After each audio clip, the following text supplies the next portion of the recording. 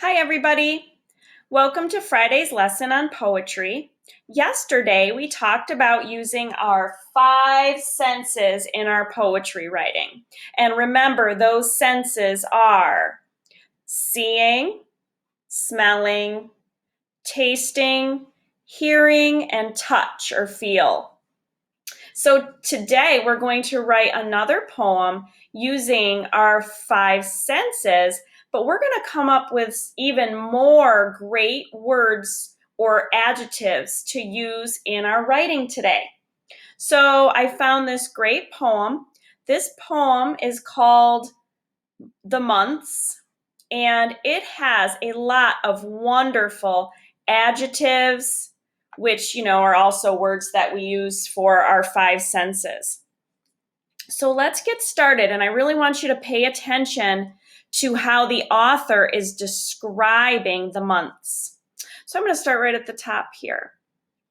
January brings the snow, makes our feet and fingers glow. February brings the rain, thaws the frozen lake again. March brings breezes loud and shrill, stirs the dancing daffodil. April brings the primrose sweet, scatters daisies at our feet. May brings flocks of pretty lambs, skipping by their fleecy dams. June brings tulips, lilies, roses, fills the children's hand with posies. Hot July brings cooling showers, apricots, and gillyflowers. August brings the sheaves of corn, then the harvest home is born. Warm September brings the fruit, sportsmen then begin to shoot. Fresh October brings the pheasant, then to gather nuts is pleasant. Dull November brings the blast, then the leaves are falling fast. Chill December brings the sleet, blazing fire and Christmas treat. And that is The Months by Sarah Coleridge. And boys and girls, if I just kind of glance back up here, there are some great descriptive words or adjectives. So it says makes our feet and fingers glow. You can look at something and see it's glowing. And a lot of people use colors as describing words. I want to look down here. It says March brings breezes loud and shrill. That word shrill means like a really high-pitched, loud sound. So it's saying those breezes are very loud and very high-pitched. It describes some things in April as sweet, and in May, pretty and fleecy. Those are all really great adjectives. We also have hot July, describing how something feels. Something can feel hot. Something could also look hot. If maybe you're looking at a fire, you know with your brain, you're like, that is hot.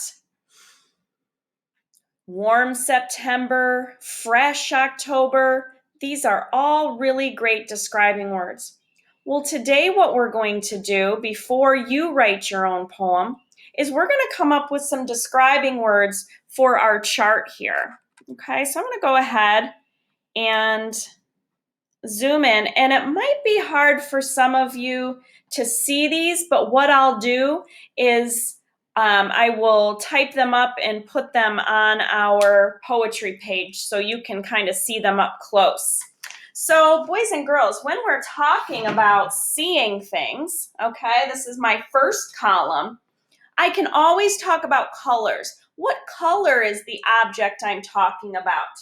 So I'm going to write that word colors. All color words are adjectives. Those are things we can see.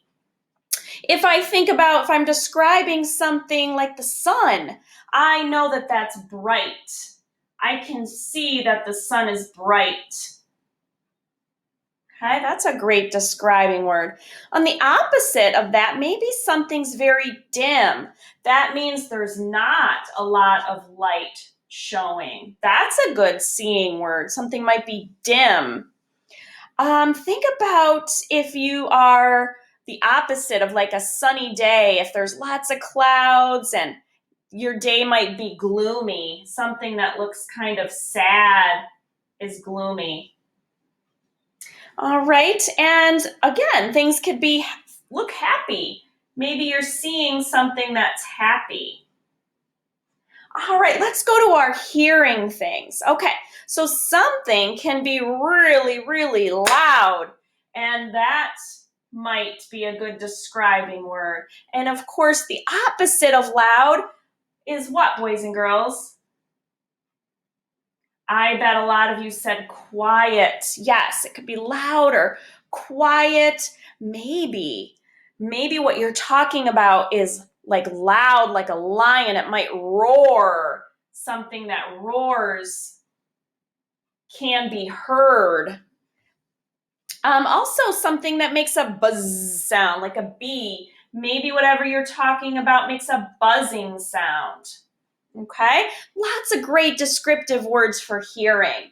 Let's go to our tasting. Okay, we know if something tastes a certain way, maybe you're eating a potato chip, and those potato chips are very salty.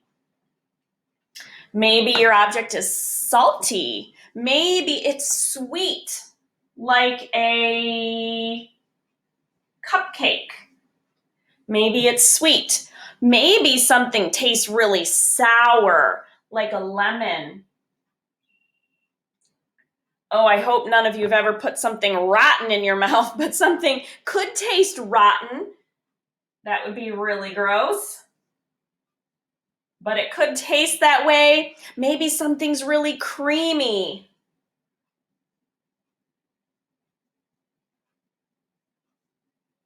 Like something that might be creamy is, oh, Mrs. Holman's favorite macaroni and cheese sometimes is very creamy. All right, let's go to our smell. All right, I want you to think of something in your brain, how something that you're talking about might smell.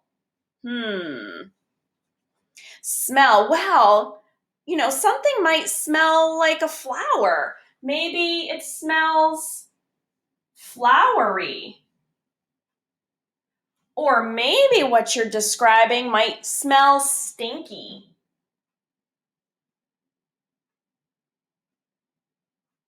These are all really great describing words. Maybe something that you're smelling smells spicy. Anybody out there like spicy food?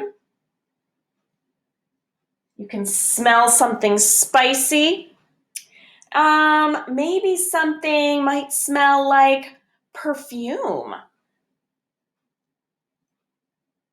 And things could also smell sweet. That's a possibility if something smells sweet. All right, let's go to our last column. Something that you can feel or touch. One good one is bumpy. Maybe what you're describing feels bumpy. Okay, maybe on the opposite of bumpy is smooth. That's another good describing word. It could smell smooth, or Mrs. Holman. It could feel smooth. Maybe you have a stuffed animal in your hand. How do those feel?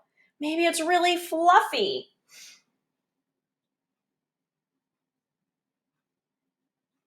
All right, maybe something's really fluffy. Maybe something's really like I'm thinking of, slime, maybe. Slime, very squishy. Something can feel squishy. Something could feel wet. Okay, those are all really great words. So, boys and girls, for this poem, I want you to get out a piece of paper, or you can even make more strips like we did the other day. If you kind of liked to do that, that's fine. And I really want you to pick another topic. It could be anything that is important to you. And I want you to really try to use some of these descriptive words or come up with some of your own. And again, I would love to see them. Thank you for the boys and girls who have taken a picture and shared them with me, or a couple of you have even read them to me. So happy writing. I will post all these words up here that we came up with so that maybe you could use some of them. Okay, well, have a great weekend.